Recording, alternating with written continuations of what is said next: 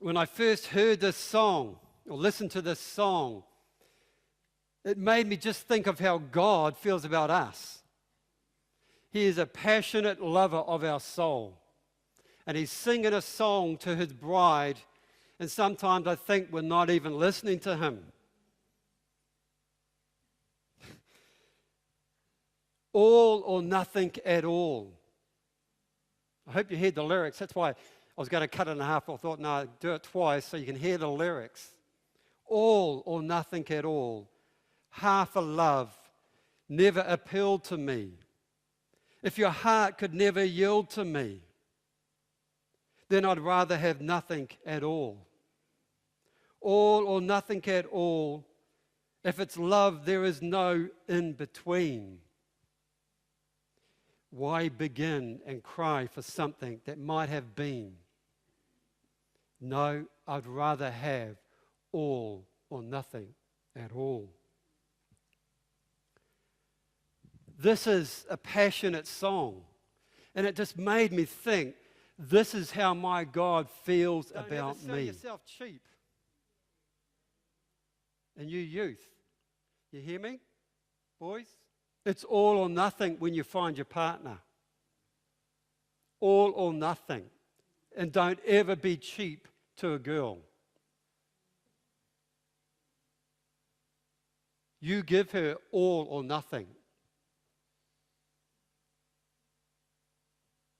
I love it. We serve a passionate God. A passionate God, a lover of our soul. And I know sometimes I think if I was to share that with some people, they'd be cringing. But going to San Francisco, for me, was like a 2-year-old going into the lottery shop for their first time. Bing! There was just so much to do in little time. We went out to dinner and went to this restaurant that had a jazz band playing. And before we went out to dinner, we were just walking around the streets in the city. Oh, it was just fun, man. And there was this African-American guy on the side singing. And I don't normally, what do you call it when they do? Busking. I don't normally give money unless I really like him. I just felt, as I was walking past, I felt God say, give him some money. So I went back and I gave him some money. Fantastic singer. And that night we're sitting down having tea, and here's this jazz band starts up. You had 2 African-Americans, black African-Americans. One was playing the sax, and I love the sax, man. And one was playing the cello, the big. Then you had this Chinese guy playing the drums. And then you had this white American playing the piano. It was fantastic. I love that beat. I love that music. Going to San Francisco for me was fantastic. Experiencing things that I hadn't experienced before. These last 3 months, people, I've experienced some incredible highs and some lows. Some have left me in awe of who God is. Some have disappointed me, even depressed me. As I've thought back over the places, as I'm writing my report, and the places that were visited, the churches, the retreat centers, Streams Ministry,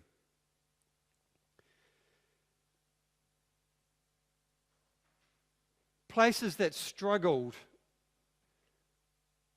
of worship, places of worship that struggled to get 30 people, even less. Places that were talking about closing down, to places that were having hundreds of people come in on Sunday.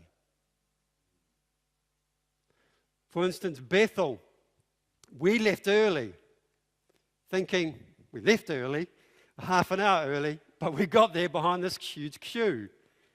And another queue leaving from the early service. They have 4 services a day.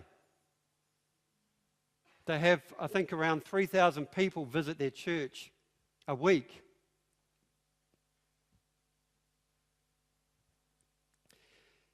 I went to my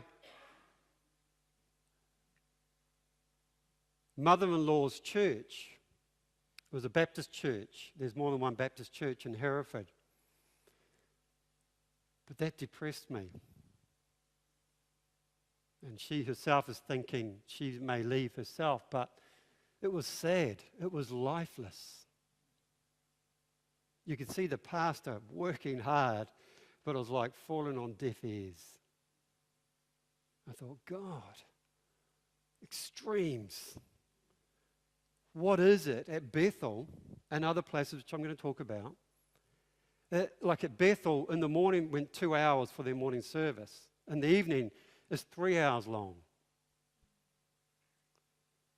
Now, you either have to want to go there or, I don't know why you're going there. You wouldn't go. Why is this? And this is something I've been asking God. God, why a church is struggling? This is what I want to try and bring out with what I feel God's been speaking to me about. You see, in Cwmbran, in Wales, it's only about an hour and a half's drive west of where Lorraine lives. They've had what they call it the Welsh outpouring, and it's been going since April. So how many months is that? 8, 6, 7, 8 months? They've had when we were there, over 60,000 people go through their doors. They've had healings of all sorts. One particular lady, a gentleman, I think it was a gentleman, in a wheelchair. They knew him, totally healed. One lady who had tats on her. She went to the toilets and one tat totally went. They've been holding meetings literally every night. I think it was one night a week they don't. For all this time. Every single night except for one night of the week. Man can't do that. You can't keep the energy up to do that. God's doing something in that place. So I thought, I'm only an hour and a half drive. I'm going. I experienced some things there that were good and bad. But I know God was moving in that place.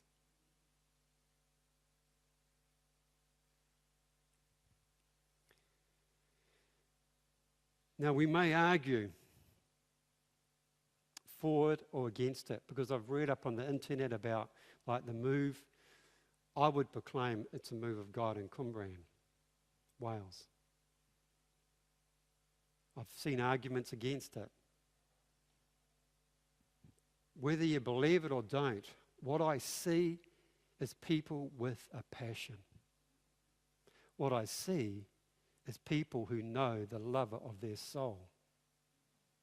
People who will travel the world or do anything to get a taste of God. It's just like Billie Holiday singing this song, "The Lord is a lover of my soul." A passionate lover singing to his bride. That's you, folks. The problem is, some of his bride wouldn't know what passion is if it bit them in the bum. How could you know God and be bored? Serious. I was challenged in these 3 months. How much do I know this God? Do I really know him? God, if I'm to give everything, then I can only give it if I know you as the lover of my soul. You see, in my travels, some have forgotten their first love. Some have never known it. Like I said, some wouldn't even know God is a passionate God. He's a God of passion. Their talk, the way they walk around, the way they worship God. Do you know this God?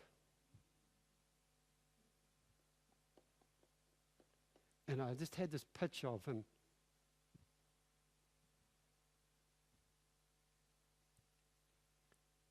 singing to his bride, and people with their backs turned to him. And he's crying out, I'm a lover of your soul.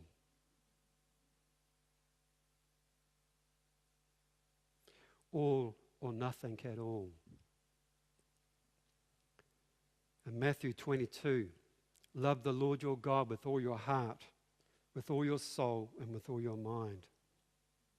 Luke 14, if anyone comes to me and does not hate father and mother, wife and children, brothers and sisters, yes, even their own life, such a person cannot be my disciple. Now the word hate here is not hate as in hating a person, but as, do you love me greater than them?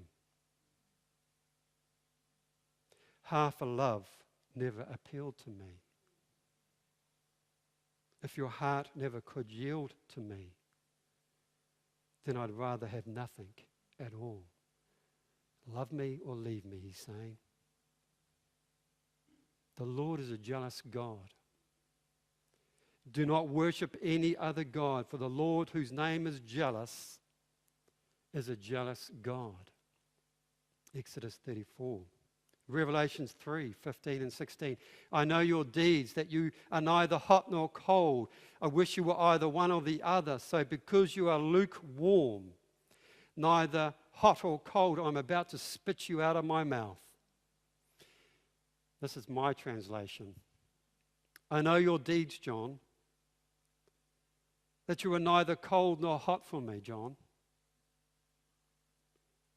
John, I wish you were either one or the other. So because your heart could never yield to me, I'd rather have nothing to do with you at all. Would you want to have God say that to you? My experiences, like I said, some disappointed me, but some depressed me. Who of you would want a friend or a spouse that loved you out of obligation or because of what you can offer? Love me or leave me for who I am, as I believe he's saying.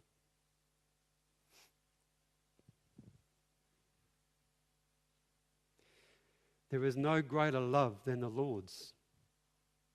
He's the lover of your soul.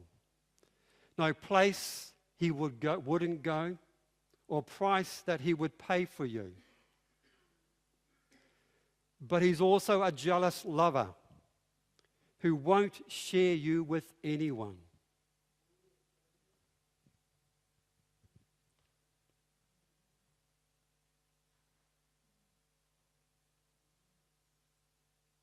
Are you giving God everything? Like Peter, the word he brought. Are you getting too busy with life? He's singing to you. Are you listening to him? Have you lost your first love and want to re-find it? Have you ever known that he is a passionate God?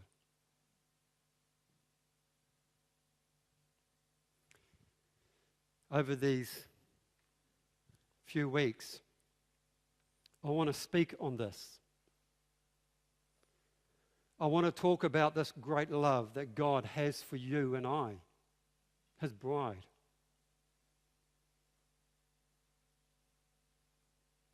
I want to talk about the battle against this marriage between the lover of our soul